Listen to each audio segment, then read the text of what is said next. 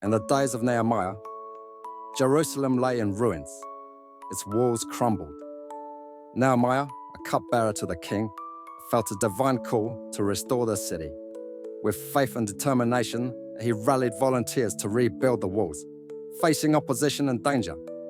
Despite threats, they worked tirelessly, each family repairing a section.